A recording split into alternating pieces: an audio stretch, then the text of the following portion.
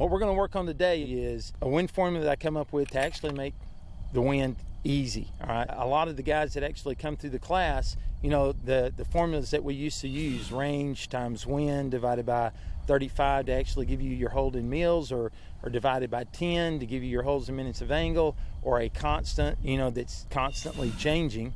All right. What I found was, if the wind's, that may work good when wind's 6 miles an hour at 600 meters. All right, that's 36. I'm going to hold 1 mil. That's pretty simple math. All right, that's not hard. But now give me 17 miles an hour at 800. Do the math real fast. What is 17 times 8?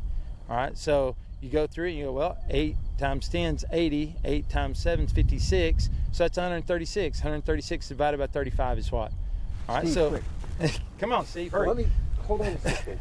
All right, the problem is it's not fast. All right, so what I did was, I knew what the answer was. That was the easy part. All right, what we had to do was develop a formula that was third grade math, so we could stay on top of it under stress, gather it very quickly, and it was easy for the guys. They didn't have to pull out a calculator to actually do the math, or even utilize a PDA. A PDA is probably the best tool we've ever had for long range shooting, but it's just a tool. It's not a crutch, and we can't depend on it for every day for every shot.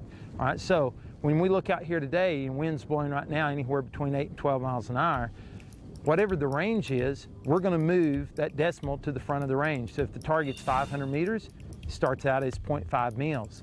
All right, so once we do that, and that's at all ranges. All right, now once we do that, when it's 0.5 mils, now if it's 4 miles an hour, we're going to hold 0.5, because the 308 that we're shooting today is based off of 4 miles an hour.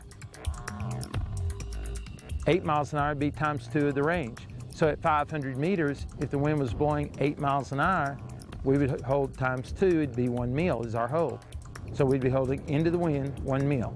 All right, if it's 12 miles an hour, 4 goes into 12 3 times. So we're going to be 0.5 times 3, we'll hold 1.5 mils into the wind. All right, same way at 300. If it's 8 miles an hour, 3 times 2 is 6, because there's 2 4 mile an hour winds in the 8 mile an hour wind. All right, so if it's 0.3 for 300 meters, we're going to hold 0.6, 0.3 times 2. All right, so every 4 miles an hour, we're going to hold the distance of the target in 10th mils. So if it's 600, it's 0.6. If it's 20 miles an hour, we'll hold 3 mils. Be 0.6 times 5, because there's 5 4 mile an hour winds in 20. Make sense? And it's just that simple. It doesn't have to be hard. All right, now, when we start refining it, you're going to see about 700, 800, 900, you add 0.1 to the initial. So if it's 700 meters, you're going to change it to 0.8. 800's 0.9. 1000's 1.1. Make sense? It does. All right, so we'll get kicked off with that today. Now, one of the big questions that I get a lot is what matters the most? Wind at your position, or wind at the target, or wind halfway in between? And the reality is, every bit of it matters, all right? If we were back on the south side of the ranch where it's just flat, the wind at your position is a good wind, because it's a known. We can pull out our Kestrel, we can put it into the wind, our little weather station, we know what the wind is. And as long as nothing obscures that wind all the way to the target, that's a good wind call, and as long as it's a full value wind, all right? But the problem is, out here, that's why we come out here. There's a lot of terrain features. All right, so you may feel wind right here, and we're off the shelf a little bit. You may be feeling 8 to 10 right now, but actually up above this crest up here, it may be blowing 12 to 15 miles an hour. But down off this hill, it's not going to be blowing but maybe 6 to 8 miles an hour. So now you have to look at the terrain features and how wind is actually affected by terrain. So if wind's going over a cliff's edge and starting to bull or eddy going down the hill, the wind value is less. So you have to look at the terrain and assess the value of the wind at that point. If you have a big canyon running into the wind, when it comes out of that canyon, it's pulling into that canyon, it's going to be picking up speed. So you have to look at the way the wind is channeled by terrain coming out of that canyon and the speed that it'll have, because it's actually had more time to pick up speed. As it starts to go uphill, you're going to see wind compress. All right? As the air compresses, it's going to pick up speed going uphill. So you have to look at each segment of the flight path of the bullet and ascertain what the wind hold is for each segment of that wind call. So the first 400 meters may only be a 4 to 6 mile an hour wind, and the last 600 meters may be a 10 mile an hour wind. Well, you figure the first, you figure the last, and then you add them together or subtract the two, you'll see on our wind course, there's actually one of the courses of fire, because of the terrain, that you'll have a right wind on the short range targets, and the long range targets will have a left wind today. All right, so you're going to have to make a wind call on the first 200-300 meters from a right hand wind. Once you make that wind call, then you make the next 600 meters with that value of the left wind. All right, so now you have to subtract the two and take the shot. All right, so your bullet will get there. It's going to make all those corrections for you, but you can't just say our wind today is 10 miles an hour at my position. But you can't say that doesn't matter either, because wind at the target may not be blowing at all for the last 300 meters on some of these shots today. So we have to look at the target, we have to look at halfway to the target, and we do that a lot by focusing out, all right, on our spotting scope. So we'll actually look and start focusing out and focusing actually in closer. We'll look at the target. We're already going to know what the wind call is at our position, so we're going to look at the target and ascertain whether the wind is the same value or not, or what value it is. All right, and we do this by looking at mirage. So as mirage, you know, today the actual mirage is going to be blowing pretty good. A 4 mile an hour is a very visible, very recognizable mirage pattern. It just has nice big waves that just float flat across the ground. They're not trying to really lift. All right, once you starts lifting with the same, you know, waves, it's about 3 miles an hour. 2 miles an hour is going to lift at about a 45. 1 mile an hour is a bull with a direction, you know, to the bull. So we'll go through this and let you look through the spotting scope today. Remember, range times the value of wind in 4 miles an hour. So 8 miles an hour would be times 2. Obviously 10 miles an hour would be times 2.5. 6 miles an hour is times 1.5. 14 is times 3.5. All right. Now, real quickly, if the wind's 9 miles an hour, all right, all we have to do is times 2 plus 1.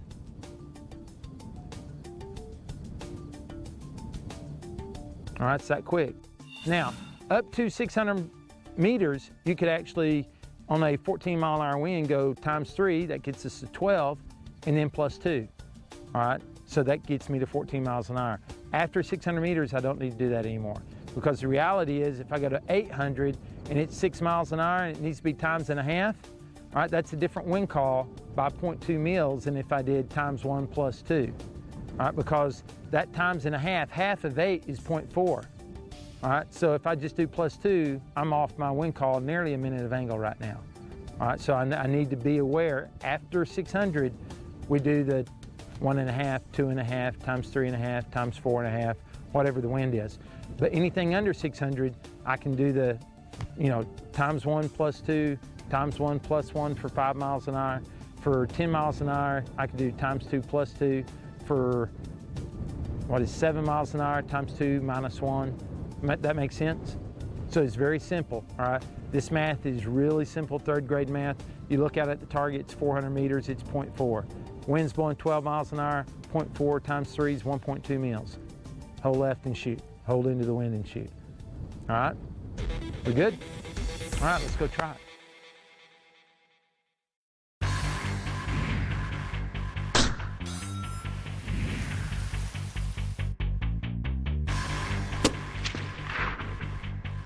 All right, everybody, starting out the first of every day, all right, or anytime you get a good change of atmospherics, you want to re-plug in your atmospheric conditions.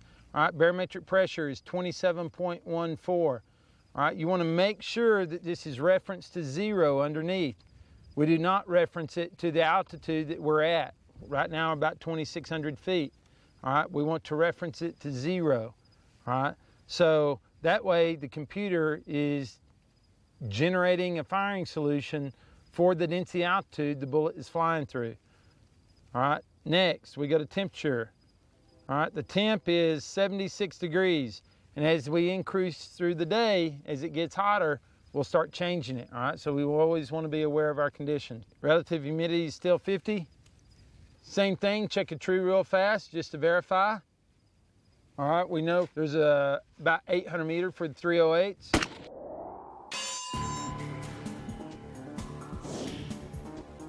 We've got a target at 784. All right, the target is on the center range in between the bushes. Mangong target. Wind's blowing about 12 miles an hour. All right, for the 308s, Remember what we talked about. Every 4 miles an hour is the distance of the target. 784 rounds to 0.8. Then we add 1, so it's 0.9 times 3 is 2.7 left. All right, guys, you got to be really aware and shift with your wind call. As wind gusts, you're going to have to add. All right, when I say add, if the wind picks up 1-2 miles an hour, you're going to add 0.1, 0.2 meals. So from 2.7, if the wind gusts 3 miles an hour, we may go to 3 meals. But if it dies off, and we'll try to watch, most of us have enough power in our optics that you're actually able to see wind. All right, if you cannot see mirage because you don't have enough power in your optics, a lot of people say that too much power, the mirage will blow you out on your target. You can't shoot. Mirage is your friend. That's what's telling you what the wind's doing. All right, so you can always power up, check your mirage, power back down to where you're comfortable taking the shot. All right, but having the power, there'll be 90 times a day when you need more power. If you're at 10 power, there'll be 90 times a day you need more power. We're not worried a whole bunch about the low end of the scope. Very seldom do I shoot long range at 3 power. Right? In a wooded environment, something I can't see very far, obviously urban environment, that kind of deal, 3 power is good. All right, gives you a big field of view. What we're doing is long range precision work. The more power we have, the better we can shoot. So the 308 start out at 4 miles an hour times the distance of the target in 10th meals. So we start at 0.9 times 3 for 12 miles an hour. That gives us 2.7 hold, and we'll adjust off what the wind's doing downrange. Now Steve's shooting the 300 Win Mag. It works off every 5 miles an hour. So 12 miles an hour would be times 2.5. All right, so he can go in and take 0.9 times 2.5, and he's going to end up with 2.2. All right, you got that, Steve? All right, Travis, you ready? And your computer says what for elevation? 8.24. 8.24, all right. Wind's dying off a little bit. Go ahead and give me 2.5. 2.5. 2.5 left.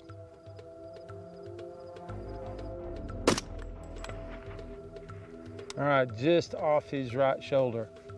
All right, so go ahead and give me 2.7. Good job, nice hit. All right, guys, it's really important to watch your cant right now. We're on unlevel ground right here, shooting at a target that is on a big cant to the right on the hill in front of it. All right, and that was a little bit of the problem there. So, all right, Chris, go ahead. Give me 2.6.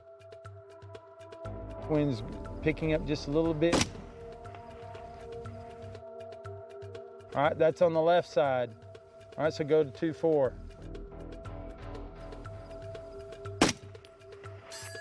Hit.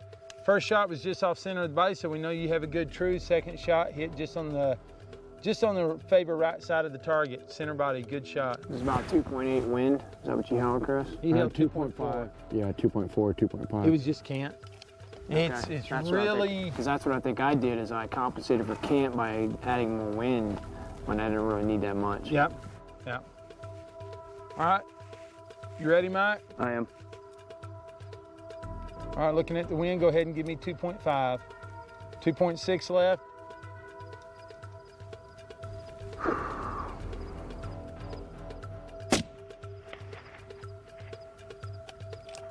All right, you're just a little bit low on the target off the right side. Watch your cant, make sure cant to the left a little bit. All right, does that look better? It does. All right, go ahead, stay with the 2.6. Fire when ready. All right, you hit. All right, Steve, you up? Good. Let's just go ahead and try you on the same target to start out. Plug in 784. We would normally go ahead and push you out to a further distance, but we'll show you that you can actually make it work here if we refine what we're doing. It's not optimal, but it will work at this range. 670 in the hold. All right, give me 6.7. All right, every 5 miles an hour, wind at 10, that's 2.5 times the 0.8. We go to 0.9 times 2.5, it's 2.2 left.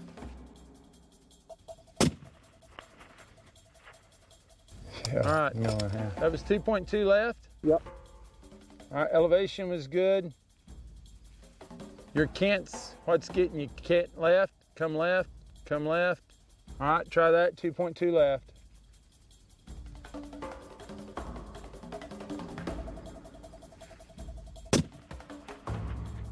There, better. It's just off the right side of the target. So his cant almost That cant caused a mill. Yeah, is a mill. Remember we talked about 5 degrees of cant equals a 10th mill every 100 meters. All right, so at 800 meters, with 5 degrees of cant, he would impact 0.8 right. All right, so he's nearly dead on his wind call. Go ahead and give me 2.4, Steve. Watch your cant. So basically he's off by a mil Yeah, Yeah. that cant. for all intents and purposes. All right, give me 2.3. Hold left, 2.3. Hit. All right, good job. All right, that's why it's really important, guys, to have a level on your gun. When you start shooting these long ranges, you know, you're not on a golf course. Most people don't realize, because they shoot at normal ranges where you're on a flat berm, that the bulldogs came in, they made another flat berm that you put your targets in front of or on top of. You have trees behind it. It's real easy to make everything level and line up. You don't see it. But you get out here, you know, maybe you're hunting in Colorado or Utah or Wyoming or Montana, or you're downrange. You know, when you're doing that, you have elements like this: rolling hills, valleys, cliffs. Nothing's really level out here. And like I said, we don't even hang our targets level for that reason. We don't want to let you cheat. All right, we want you to actually calibrate your eye to what's level. So as you can see at 800, it's very easy to be 0.4 mils off. That's why having a bubble on your scope is extremely important. All right, that's why for the military, and it's a military only product, we actually made bubbles, Accuracy First Development Group did, for a bubble with a tritium level inside of it. Since the boys fight a lot at night, now they can actually ascertain whether the gun's level or not. Well, what's crazy is with the back tritium. here, I mean, back here, it's not even the appearance of being slightly crooked. I mean, that we're canted that much to the left It to looks be like level. it. So Your it looks, your yeah, it looks perception is so that it's unlevel really back here. unlevel back here. Yeah. Because I have students all the time that I'll say, hey man, you're canted. He goes, no man, I look great. And then I'll go in and I'll set the gun up level and walk away from it, and he gets down on it, he goes, oh, no way. And I'll pull another student off that I know is shooting a level gun, and he'll can it back to level, and the other student will go, you know, it can't be level. And we'll bring out the eye touch, and he'll agree that it's, you know, it's level, and then he has to calibrate his eye. But it's much easier just to put a bubble on your scope. All right, there's multiple bubbles. There's Picatinny rail, there's scope mount bubbles. There's ones like Travis had that actually is a 3-position, and fold in, fold out, so the thing can actually move around, whether it's in a case or you're humping it or whatever. All right, so it's something that's, you really need levels on your gun. I really didn't think so, but like I said, I grew up shooting scoped rifles since I was 6 years old in this type of environment. And so it was something I didn't really understand how many guys could actually be off. And I'm still off at times. You know, I'll line up and I'll check my bubble and I go, oh crud, I need to move over a little bit and get it, you know, back level. So it's not just, you know, new shooters, it's everybody. And a lot of times, I really believe that most shots that are missed, that are just not, when I say most, at least 50% of the shots that are just barely off one way or the other is actually due to an unlevel scope.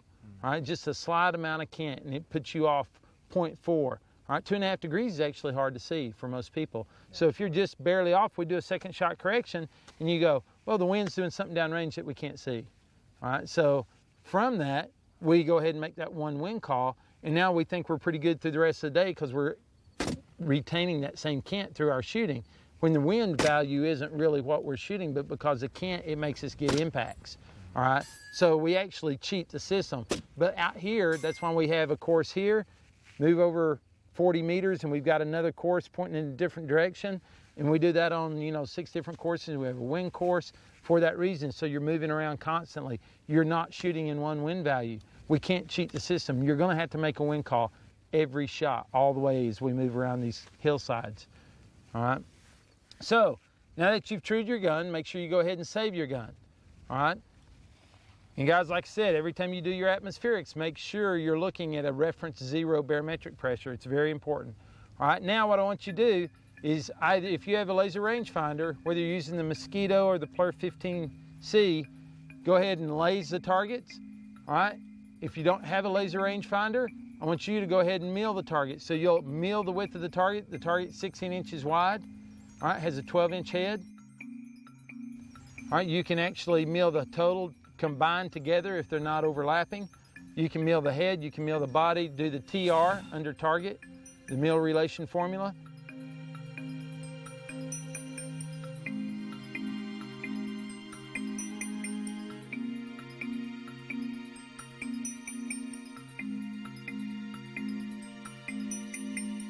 You know the size of the targets now, you plug it in, you actually plug in what you mill the image size, and then hit done, it'll automatically give you a firing solution. All right, if you have a laser rangefinder, for now I just want you to laser the target, all right, then plug it into the nomogram, the whiz wheel, or go ahead and plug it into your PDA, see how they marry up, and then go ahead and take the shot based off what they said. All right, wind call right now is about 12. I'm gonna let you start working your own wind calls, start feeling it. If you noticed a while ago, when you're in winds like this, you gotta be constantly changing. Like right now, the wind just lulled. You gotta take 0.2 off right now, off your wind call. If you don't, you're gonna be burning the offside edge. All right, so right now, every time you have to be looking and studying and calculating that wind. So as a baseline of 12 miles an hour in the lull, we'll take off a little bit. In the high winds, if it starts to gust, we may add 0.1 or 0.2. All right, so run a baseline of 12, off that, add or subtract until you get the actual wind call that you're looking for. And then do a second shot correction, move to the next target. So Chris, which one are you looking at? There's that one right at the curve and then slightly up from the hill from there. Okay, let's go ahead and mill. You're gonna mill the head of the target? Yeah. With the crosshairs at the bottom of his head. If you look up, it's about an 8, so go ahead and hold 4 mills. Give me 1.8 left, give me 1.6 left. Fire when ready. 4 mils elevation. Hit. You're good. Now you continue with that, Travis. You ranged the target, correct? I did. And it ranged out as what? 525. 525. And your hold? 4.1. Getting about a 12-mile-per-hour wind. And you're up the hill by the bush? I am. Square head, right side of the road. So for wind, about 12 miles per hour. So all right, so 500 starts at 0.5, right? 12 miles an hour, be 1.5 left.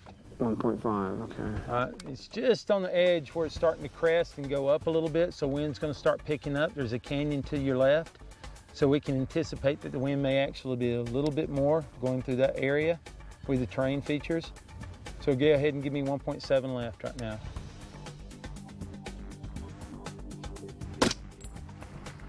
The wind was a little bit more. You see, just went off the right side. Your elevation's perfect. All right, and you got a good level bubble?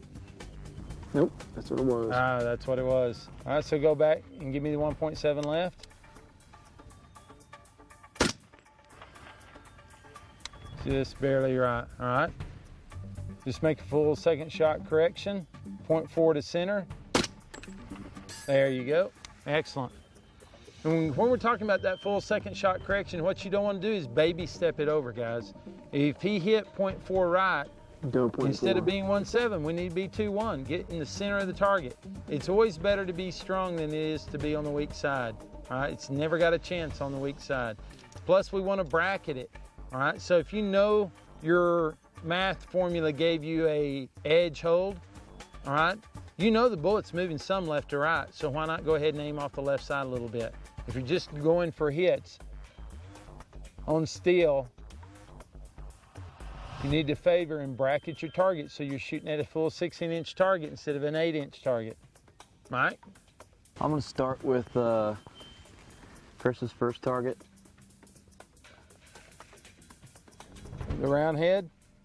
Round head. All right, bush 14 mils to the left. All right. All right, and you lays that target at what range? 499. 499, so it starts out at 0.5. Wind at 12 miles an hour, be 1.5 left. All right. Go ahead. I'm going to try for a headshot. All right, go ahead.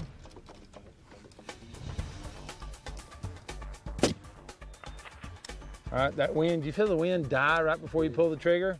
All right, that was my bad. I should have pulled you back. All right, so you feel it's still dead. So go ahead and give me a 1.2 mil hold. 1.3, 1.4.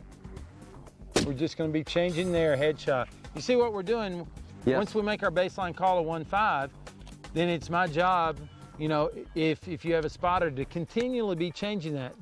That telling the guy that he has to shoot as close as possible, the wind call, is correct, but if the spotter sees a change, it's his job to do it. Your job is to give me the most accurate shot you can give me.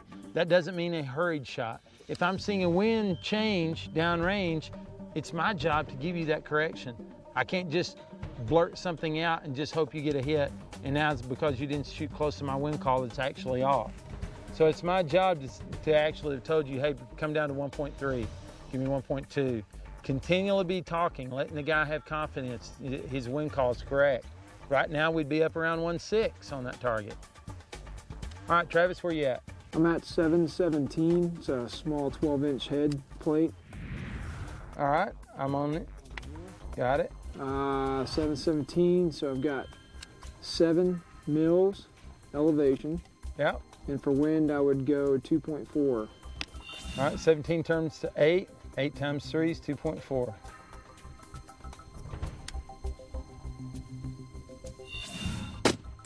Oh, it's a good wind call. He's just off at 10 o'clock off that little 12-inch plate. A little high, 10. Just favor high, really, right at 10. If we'd have been 0.1 mil inside, we'd get got a hit. All right, Mike, you good? Yeah. All right. 675, target up by the bush. Roger that. 675 goes to 0.7. 0.7 turns to 0.8, right? Yeah. 8 times 3 is 2.4. All right, wind's lulling, go to 2.2. 2.1, 2.2.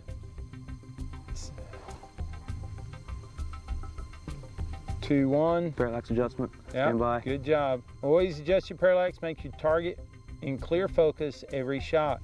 Your ocular focus should never be touched again once you've actually set it at 100 meters. All right, give me 2.2. Dead center hit, good shot.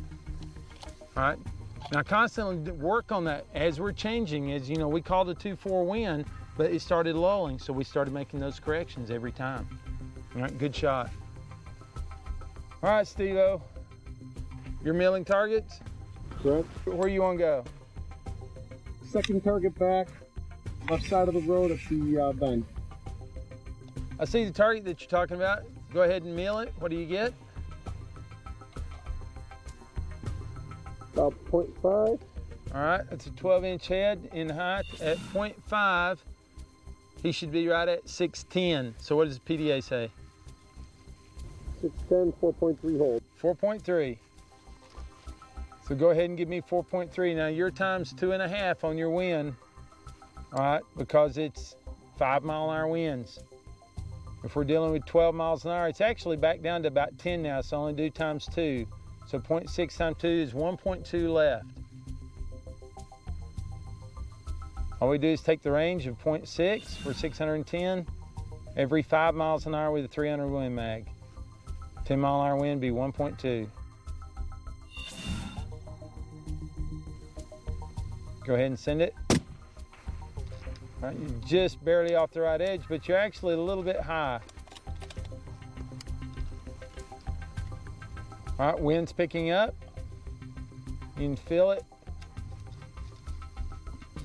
Give me 1.5 left. Drop your hold by 0.4 elevation. All right, you're 0.6 to the right now. Watch your level. That's what it is. I can see it from here. There you go. Make sure you're level.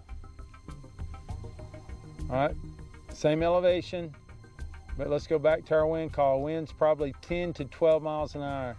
So that's 1.2 to 1.5. So let's just bracket that. Put 1.2 on his left side. 1.5 will be center. Go ahead and send it. There, nice. So yeah, just make a fast bracket. We know it's 10 to 12, 1.2 is left side, 1.5 would be center on that side's target.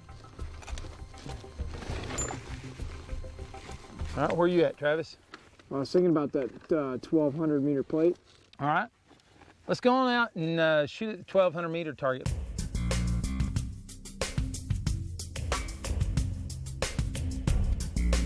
All right, so go ahead and plug in 1,217 meters. We're gonna go at the back far target. All right, so now when we actually go out to 1,217 meters, all right, what I want you to do at first is I want you to go into range card, and I want you to scroll down until you see an asterisk beside your range. Okay, at 1050 it starts asterisk. All right, so you see an asterisk at 1050. All right, that's what that's telling us is that's where this bullet is going into subsonic flight. Well, once a bullet goes into subsonic flight, you're going to start losing gyroscopic stability. All right, you may even start losing some of it in transitional or transonic flight.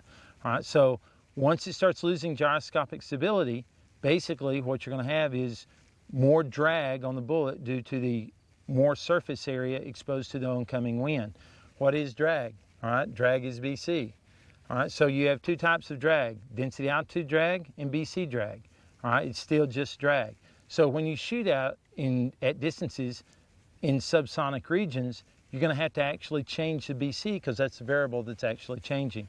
All right, so we know from shooting out at these ranges all the time, you know, 12, 13, 14, 1,500 meters, 1,600 meters at a mile, we know about how much change there's going to be, but I'm going to walk you through the process real quick and show you how you can actually find out what your subsonic BC is and run an extrapolation table based off that. Okay. All right? And so everybody understands that we're about to take a 308, which most people say the max effective range would be between, I mean, depending on what, you know, organization you're with, 800 to 1,000 yards. So we're about to shoot at 1,200 with no problem. Yeah, so we're pushing out 1,217 meters, you know, probably half again what the effective range normally was thought of the weapon system.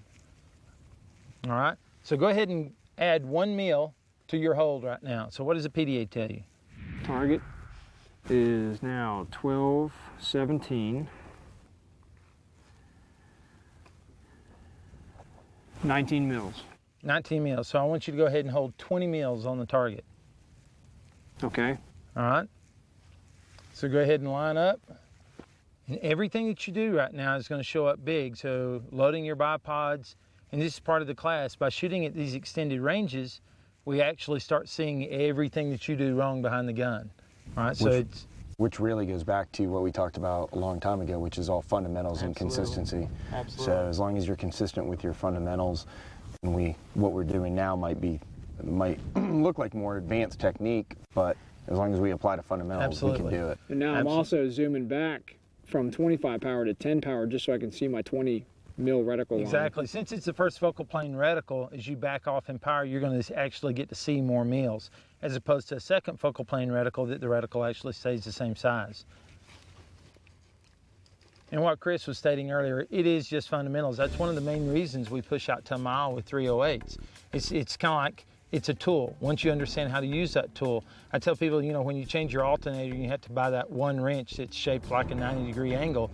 You may never ever use it again unless you have another alternator go out. But when you need that tool, it's the only tool that'll work. So it's just better understandings, you know, a broader understanding of all the fundamentals. But if Travis doesn't do everything exactly right each shot, it's really going to show up at 1,200. And at a mile, it's even going to be more. All right, so In wind here, I'm looking at 10 miles per hour out there, averaged all the way out, 4.2 mils. And Okay. I'm also seeing some spin drift coming here, almost 0.3. yep. So Left. go ahead and let's just go ahead and hold 4.5 left. Holding 20 mils on the target. 4.5.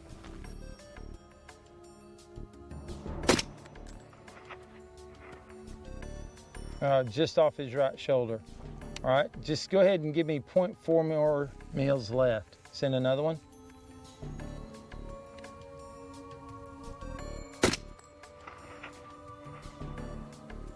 All right, that just impacted just off his left forehead. All right, if you look at those two shots, we're actually just a little bit high. You're holding center body, correct? I am. All right, you're about 0.2 mils high. So the 1 mil that I gave you extra probably needed to be 0.8. So go ahead and hold 19.8 center body, and go ahead and give me 4.3 mils left.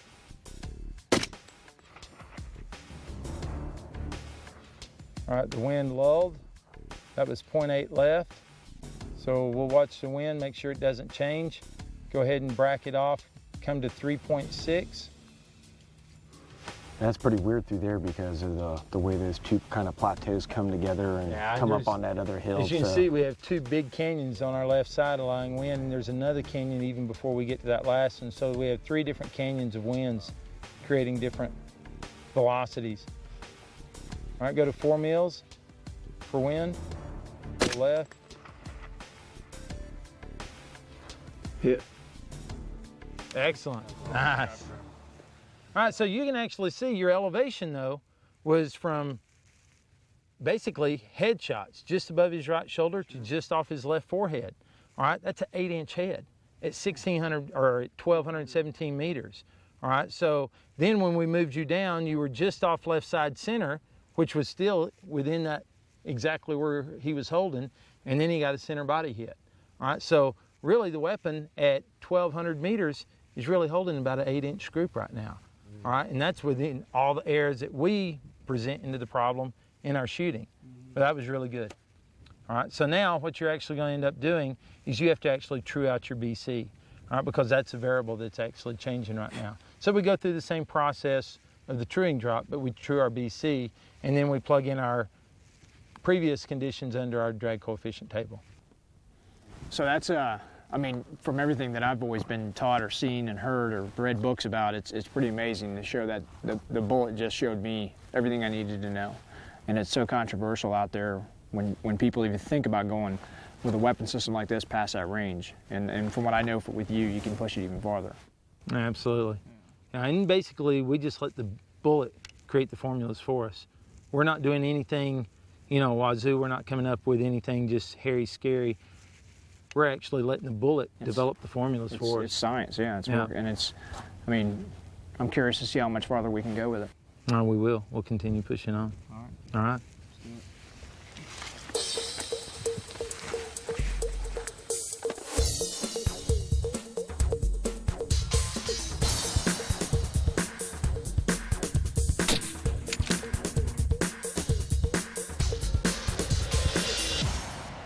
All right, guys, now we're on the wind course. All right, on this course of fire, it's 360 degrees. All right, we're going to be moving from one target to the next. Next target's 40 degrees off the line that we're firing now.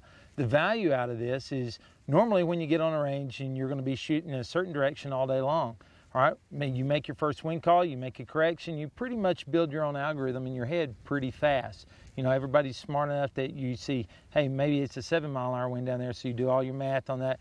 Pretty quick, you're building your own algorithm in your head without ever really making another wind call.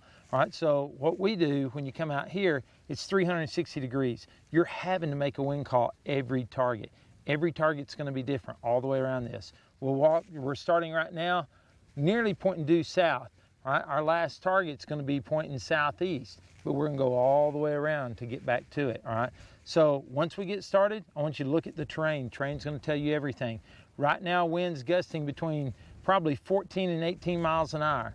All right, so when you look at that, this first target, if you look at the wind, it's coming from our 11 o'clock position. All right, 11 o'clock's about half value. All right, so immediately you're already coming down to probably an 8-mile-an-hour wind.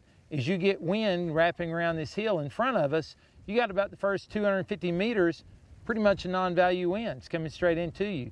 So the next 250 meters, you're going to actually have to make a wind call. But the problem is you have a big canyon scooting off to the southeast. All that wind is going to be flowing off over there and sucking down here around us. So there is going to be actually more value of wind in the last 250 than what we're filling up here, or actually what we're going to incur in the first 250. All right, so starting on the right, Chris, target range is 503. All right, once you plug in your data, based off your wind call, and think about it, the wind's only coming about 8 miles an hour right now. All right, so for your gun, every 5 miles an hour is the range in 10th mils. It's 500, so it starts out as 0.5. At 8 miles an hour, you could nearly do times 2 minus 2. All right, so it'd be about 0.8 mils. That would be for 8, all right? You ready? Go ahead and make your wind call, feel the wind. It's very important, like we talked about earlier, always change your wind call based off what you're feeling immediately. Don't get locked into a wind call. So when you're sitting here, wind's all of a sudden blowing in the side of your face on the left side, and all of a sudden it hits dead on you, you need to take off a little bit of that wind. All right, so I'm gonna let you. 0.6 right now, is that good? All right, go ahead and try it.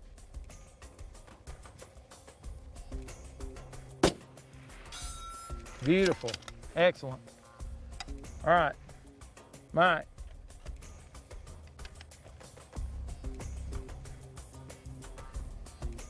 Let me hold you up, Mike. Let me throw something out real quick. What you see a lot is something that Chris did, but he waited, he did it right, all right? The problem is rapid bolt manipulation, all right? A lot of times they're taught, especially in the Marine Corps, to run rapid bolt very fast. What we have to be aware of is information is the most important thing that we're getting out of this shot right now. You need to know where your bullet hit. So as soon as you saw it hit, you aimed the bolt, got your gun back up in the fight quick. Just same with the second shot correction. If that was a deer or a coyote out there, you'd shoot, watch the bullet impact, run your bolt fast, you're back up, make your good second shot correction, send it as fast as you can, making a good shot to where you're actually shooting in the same environment of wind. All right, but if you shoot, run your bolt, and you don't know where you hit because you moved your optics while you were running your bolt, you know where you broke the shot off. So you don't have to tell me, hey Todd, man, I was about 0.2 left when I broke the shot, and I look at it and I go, okay, well you were 0.3 left, so, all right, really that's 0.1 correction. All right, all that takes time. What did the wind just do while I'm explaining it? Wind cut down to nearly half value what it was. So now I have to give you a complete another wind call. If you shoot, watch where your bullet hits, run your bolt fast, make your correction, send it. You're shooting in the same environment, and it's actually a more knowledgeable shot because your body position allows you to see that shot. All right, so you can make a very knowledgeable shot off of what you saw, where the shot broke, where the shot impacted, and you can make a more knowledgeable and faster and probably more accurate second shot correction that way. All right, sorry, Mike, go ahead. Now that you have your wind call and we messed with you for the last 2 minutes.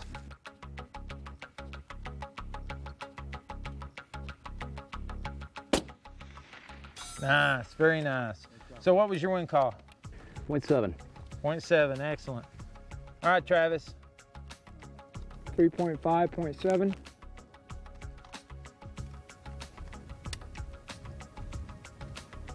Fire when ready.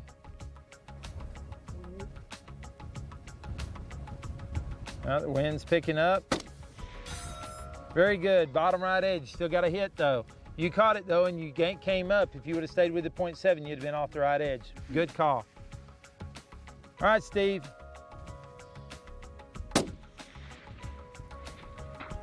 All right, run your bolt, make your second shot correction. Nice, good job. All right, make sure you load your bipods every shot. It's very important to do everything the same way, all right? If you don't load your bipods, your gun's gonna recoil a little bit differently. You may impact a little bit high. Again, we're not on nice level ground. We're not on a golf course, all right? So you're gonna be in weird positions. You gotta make sure that scope's level every shot. If you look 40 degrees to your right, you're gonna actually see a pond, all right? So I want you to get up and shift your body around, and there's gonna be a target there and a target but further out. So everybody go ahead and shift position. All right, guys, now we've readjusted probably, if you look at it, really probably honestly about 50 degrees to the right. All right, now what you really gotta pay attention to is what the wind's doing. All right, now the wind is actually coming from the same 11 o'clock position off where we were firing at, which is not quite a full 90 degrees, all right? So we're not at a full 100% value right now. All that wind's being sucked through this saddle over here on the right side. So wind's gonna compress, it's trying to move through this saddle right now. But down there at the target, we're gonna be going off in the bottom part of the hill. All right, so at the target, there's gonna be less wind. Up here is this bullet goes over this cap rock here. All right, that's gonna be the highest wind value. All right, so you have to look at the wind. Wind's blowing right now, probably real close to about 16 miles an hour. And I would guess that's gonna be real close to a 3/4 wind value. All right, our next target will be closer to nearly the same value, then our fourth target will be full value. All right, so again, we're looking at 3/4 of 16, which is 12, right? And usually I cut that down right off the first. I look at the value of the wind, the cosine that it's blowing in from. I already go ahead and make my cosine correction. 3/4 wind value, I'm already looking at 12 miles an hour.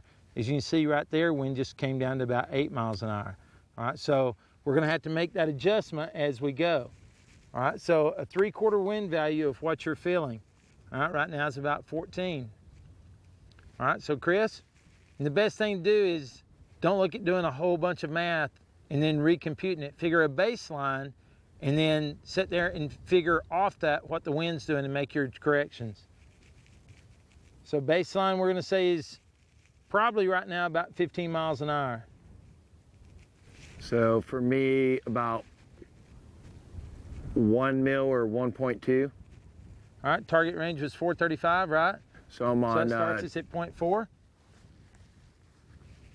correct. Yeah, the 1.1, 1.2 would be really good because that's times 3. That'd get you up to 12 miles an hour. And I'd rather you be on the strong side than on the weak side.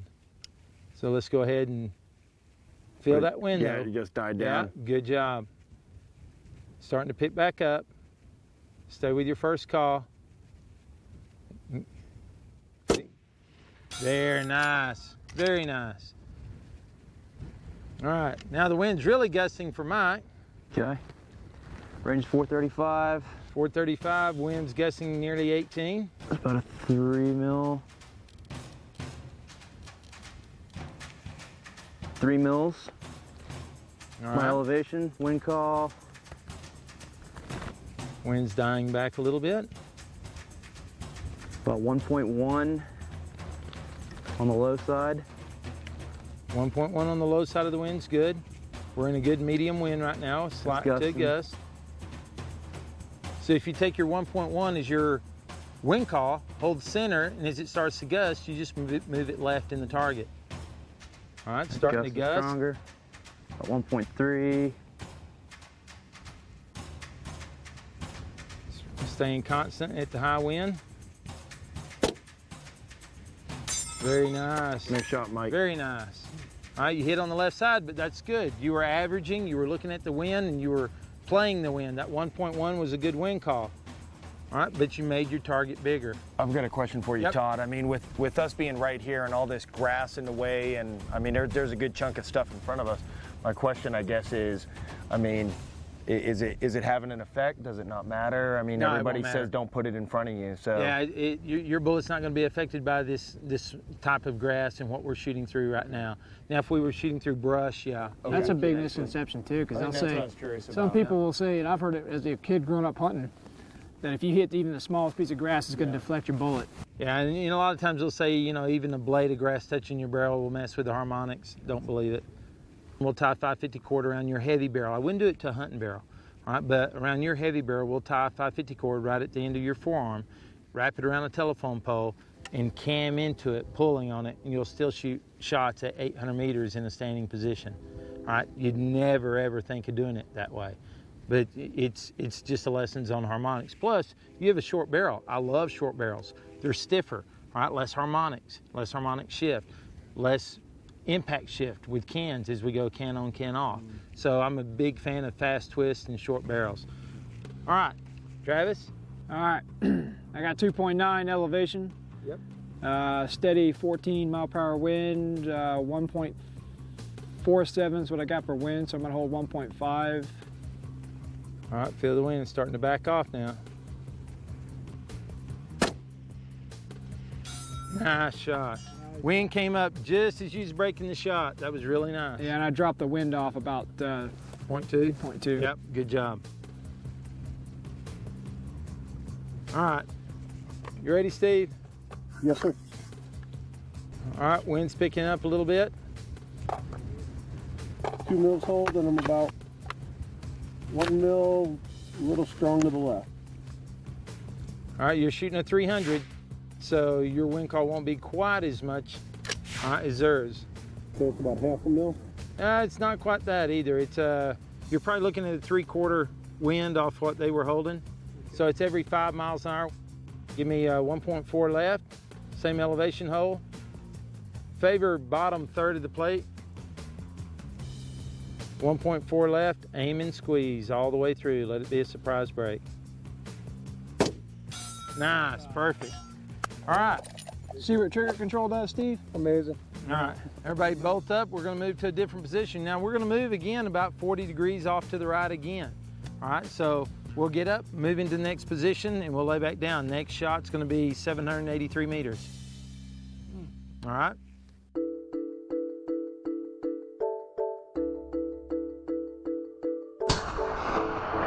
Now we're just moving to the next target that's straight up above that line. This target's about 591 meters out from this position. So go ahead and plug it into your PDAs. All right, think about the same wind conditions that we talked about earlier. All right, we've still got wind blowing a constant 12, 14 miles an hour. It's not really blowing that much at all. So we're still dealing with about a 3/4 value though. Wind's starting to shift from our left, more in front of us. So now it's not a half value. I'd consider it more of a 2/3 value. All right, Chris, you're up. Wind's starting to blow again. Wind's back up around 18. Down to 16. Back up to 18. 2/3 value. Pay attention to the direction, the way it's hitting your face. All right, back to 3/4 value. 18 mile an hour. All right, just off right edge. All right, the wind was just starting to gust. Go ahead and make your full second shot correction. All right, still off the right edge. How much did you move it? Need to come 0.4 left from where you're at. That's what I tried to move it over. All right, So I'm almost on 2. all right, pay attention to the wind. Gusting and lulling. You're in a pretty constant gust. There you go. That was 2. Good deal. Nice shot. That was a solid 2. All right. Make sure your scope's level. Remember, if you don't have a level on your scope, you can look over the top of the turret and get it visibly pretty level, and you're not going to be far off. All right. You'll actually have more of a problem looking through the reticle and ascertaining if it's actually level or not. So start out looking right over the top. All right, Mike, you up? 5.1 is my elevation. All right. And it's dying down. Now it's starting to bleed out. Here he comes back. Pretty strong gust. Nice. Good job. So Todd, quick question Yep. for you. For me, once I kind of was in that gust, I decided to put it on 2 and leave it on 2. So at that point, do you have more of a, are you making kind of a judgment, which is, hey, I'm gonna either hold for more max wind and break my shot in more of the high wind situation, or wait for the lull and then break your shot there, vice trying to go back and forth in between. Like you did when you broke the shot and it was off and you said, okay, I needed to hold 2 meals. All right. If the wind stayed constant, man, I'd move over and do a second shot correction. But if I made the 2 meals swing and all of a sudden the wind was actually dying down on me, then I would start chopping off what I thought was my gusting wind to my medium wind. And if it was from 18 down to 14, then I just jump down nearly the distance of the target because it's nearly the 5 for you. Was holding the 2 mil dot Yep. in the center of the plate, and as the wind came up and down, moving it left and right. Yep, that's what you need to do. Okay, So instead you of could've just dropped kind down of 0.5. ambushing it there and then waiting for the wind to come up, because we may not have an opportunity Right. I was, Yep. to wait. Okay. Yeah, you may have to take that shot. All right, understood. So, I was chasing it the whole time. Okay. yeah, and that's when guys start really maturing in their shooting. It's when they don't have to lock in and wait for a medium wind to hit. They make one wind call and they wait for that wind call to get there, your actual wind value to come back.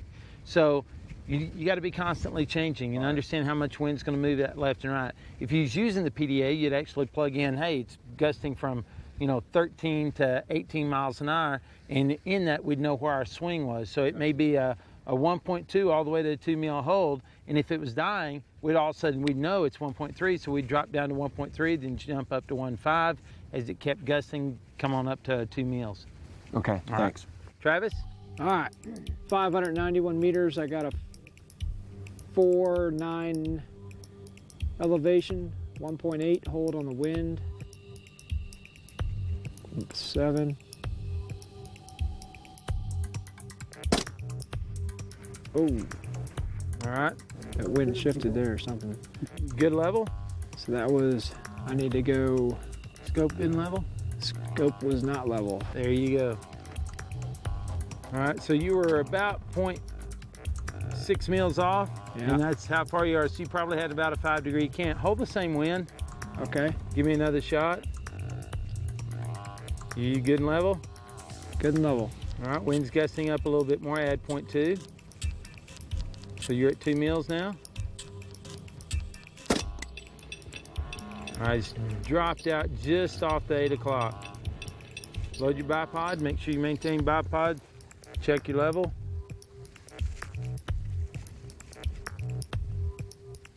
You said I was off the right side? Off the left side, 8 o'clock position on the target. Okay, we'll go back 1.8. All right. All right, that actually hit right at the 6 o'clock on the stand. Dead center for wind, so your wind call was perfect. Just come up about 0.3.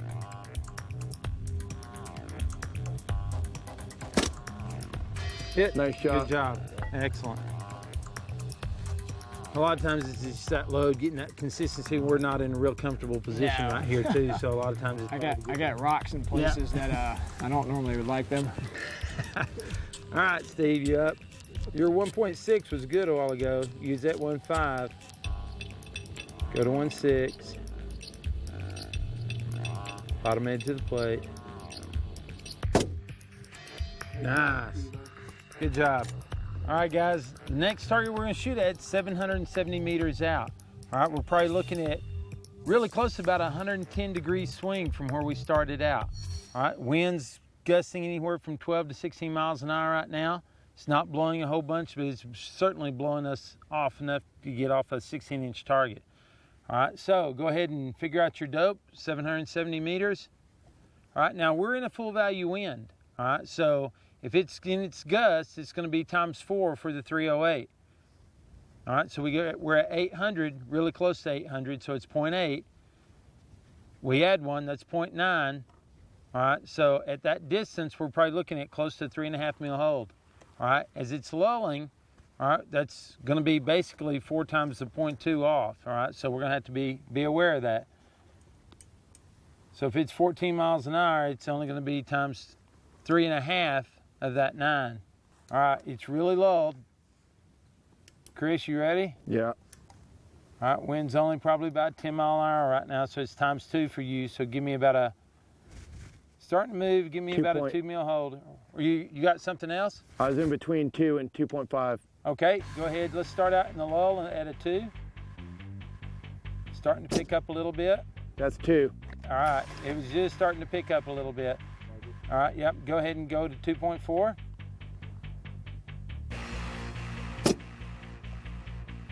Just off the right edge. All right. Scope looks good and level. Go ahead and move to 2.4, wind died down. Stay at 2.4, it's picking up, go to 2.5. On 2.5.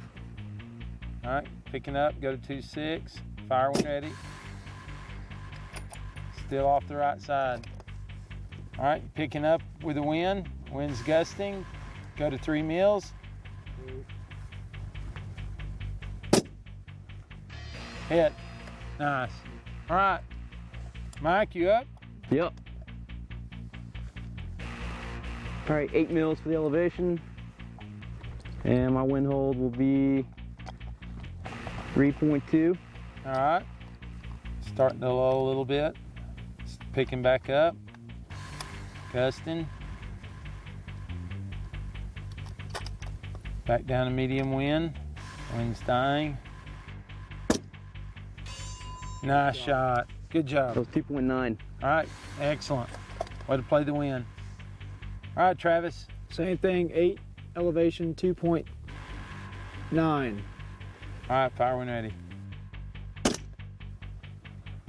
All right, you're just off the right side. You feel that wind hit us Yeah. right after you broke the shot? It actually probably hit the bullet's flight path before it got to us. All right, so go ahead and make full second shot correction. Move to 3-3. Same thing. Yeah, just off the right edge. Good and level. Scope looks level. All right, nice hit. What'd you have to move to? 3.2. All right, just a little level then. All right, Steve? All right, go ahead and fire. Wind's gusting. I'd be 3 mils on the left side with your gun right now. Hit. Nice. Good job, Steve. Nice shot, buddy. All right, guys, let's get up and walk the wind course.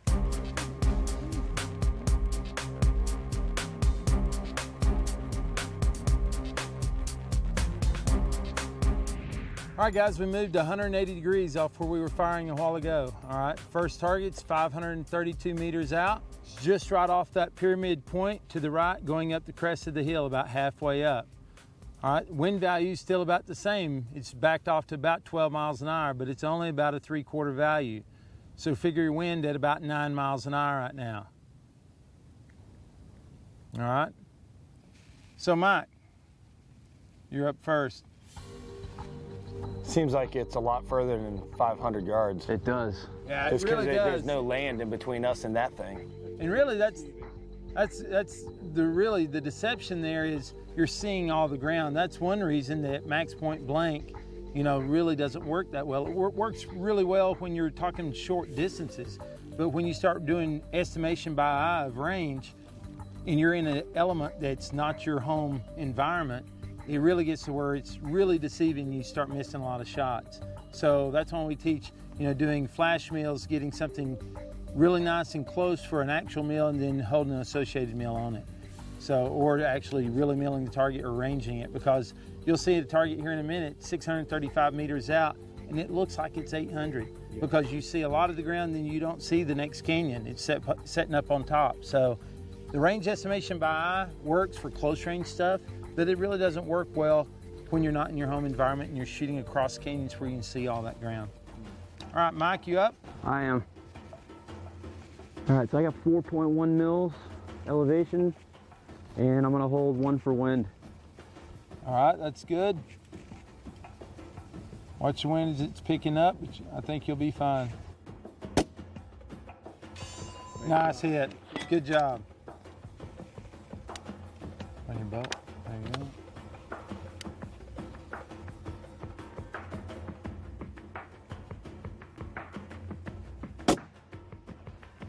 Nice. Pretty shot. Just favor right in the target. That one I was trying to do what you said last time, which is float it a little bit because I could feel the wind changing started a little to pick bit. up just a little bit. You're making your target bigger. That's smart. Bracketing the size of the target. All right, Travis. 3.8. 1.3 wind. What's your wind? She's dying on you a little bit. 1.2. Still dying. Good hit. Nice shot. Nice job.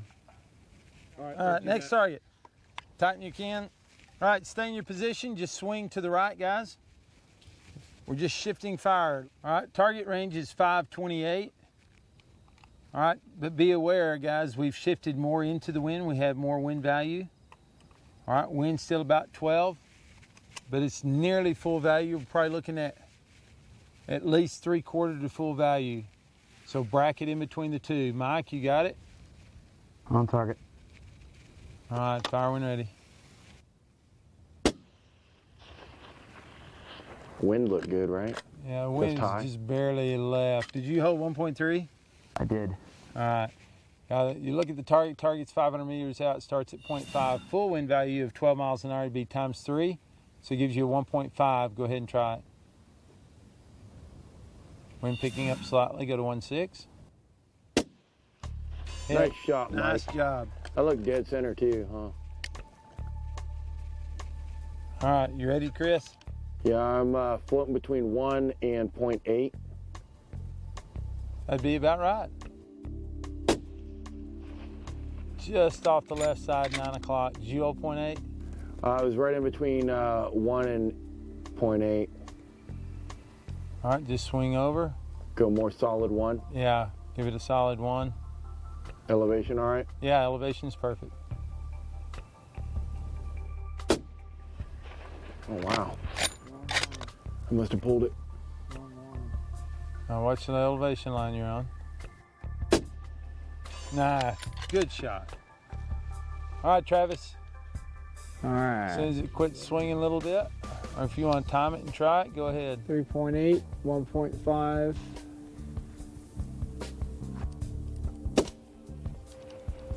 Just off at 1230. Just barely high. Could be. All right, nice hit. You know, a lot of times when you're shooting out there like that, that's, 528 meters. Your cone of fire probably for that weapon system's at least, 3 inches. So it's, sometimes you'll just barely be over the top and the next shot, same shot will hit. But you probably came down a little bit. I came down. Yep. I adjusted quickly on the reticle. Good job, nice shot. Next target, 575. All right, this is full value in from the right. Target range is 575, that moves to 0.6. All right. Wind values, what would you say, close to 12 to 14? So for me, I'm holding like 1.4. On 300? Yeah. At 0.6 would be times 2 plus 2. Yeah, 1.4. 1.314. All right, here's 1.4 at the bottom of the Yeah. target. Mike, 2. go ahead. You're looking at 0.6, which really could turn into 0.7 times 3 is 2 mils. You've already bracketed off. Yeah, I'm holding 2. All right, hold 2. Watch the wind lulling. All right, wind picking back up.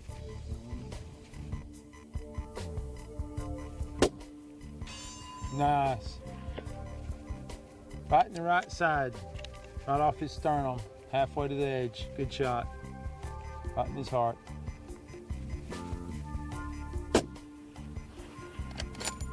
That was Directly low. low. What did Good you? wind call. What's your elevation, Mike? Elevation was 4.9 mils. That was me on the trigger. All right, it's just off right edge. Just aim and squeeze, aim and squeeze. Your wind call was correct on the first shot. All right, nice hit. All right, Travis. 4.9, 2 mils of wind. All right, pay attention to the wind. Good call. Nice. Good shot. All right, Steve-O. All right, just off left shoulder. Hit. Good job.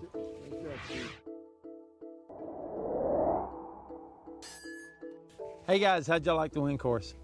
Well, for me, the diversity and shooting with the wind coming from different directions, I don't have an opportunity to be able to shoot in an environment like this, let alone trying to read wind at you. Just like you said, you're having to read wind at you and out there, and there's a lot of different things that are happening. The perception of how far away the target is. I'm used to that flat range where you can kind of count your 100 yards all the way down and go, that's 500 or that's 600. And here, I mean, that one target that we just got done shooting would appear to me, if I was to guess, to be an 800-yard shot, but it's really only 500 and maybe 50 yards. So that, just reading kind of that terrain and seeing the how valuable maybe a laser rangefinder is, or proper milling at that point, if that's all you had as a quick opportunity, because the eyeball, it's not going to get you where you need to be. The other thing is, with this H58 reticle, for me, not having to turn anything, and to be able to, if I'm doing the fundamentals correctly, being behind my gun, to be able to watch where that bullet splash ends up, even though I made a bad wind call, and to take that splash and drive it to where the target is and pull the trigger for a follow-up shot, it really helps somebody at least like me, who doesn't have a lot of experience behind the gun or having to constantly do corrections on the turret. So for me, it's it's a lot more simplified. I really like it. You know, it's the environment which obviously helps us out here. I mean, you don't get an opportunity to shoot like this. I mean, even in the military, it's that KD course range. You know, you're shooting out to 1,000 yards on that perfect, you know, golf course. And when you get out into a reality situation like this, it's just an unreal experience to be able to like those 2 last targets we just shot. That one over there looks like it's 1,000 yards away, but it's the same exact range as this one right here, that looks 300 yards away. It's just a real great experience because, I mean, most guys out there, and specifically sniper roles, are playing precision, and I've done a lot of it in my career where I felt like I just keep failing because I'm guessing, you know, and I'm guessing, and it's just like, well, that'll work, I guess. And out here, you really find out what works because of what the bullet tells you, and because, like, with this equipment, the reticles, the technology, it's like this huge art of precision. I mean, it's so complicated. The equipment and guys like you, thank God, have taken that world and made it even more complicated, which makes it easier for us, which doesn't make much sense, but it does when you get out here, and it does when you do this, and you use this equipment the right way. You let the bullet tell you what it's doing, and it's just a great experience. Part of the fundamentals of just learning to read how the gun is set up at the scope, especially in the cant on the gun. That just was a huge eye-opener to myself as well, because again, we're shooting normally on a flat square range. You know, everything is marked off, the distance is already preset, predetermined, and we're behind the gun.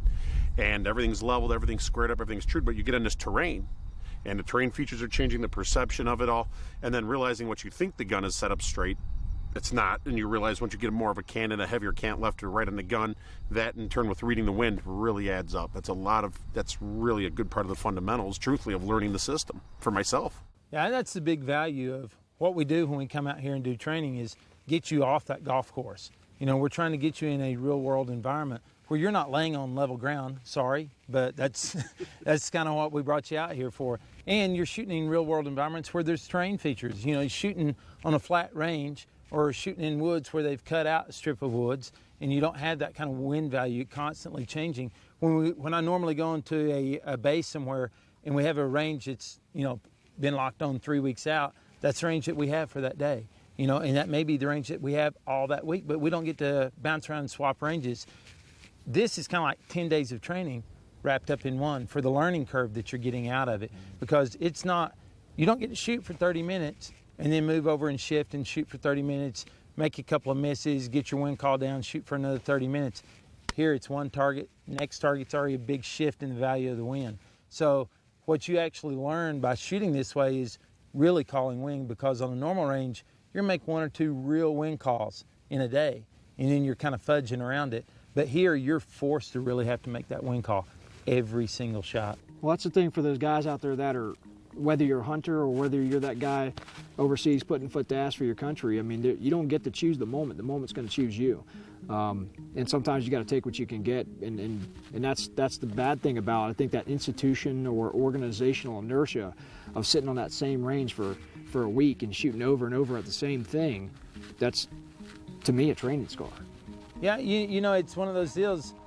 We do what we got to do, and we don't have the opportunity because of, you know, range fans and that kind of thing to actually shoot the way that would be best on normal installations. We're always pointing towards the impact area somewhere, and that's why my goal was to bring the guys out to an environment like this where the terrain features, you know, are really there and they really do move the wind around, so the guys can come out and actually lay down and get 10 times the training value that they could on their own base somewhere out in an environment like this, where today is really nearly what we consider a no-wind day here. You know, 12, 14 miles an hour, and it gusted up to 18 today. Well, that's the funniest part. I mean, a lot of people won't even go out to the range when it's 20, 25 mile per hour winds. They're like, it's too windy. It's too windy for me. It's a waste of ammo. When it's not.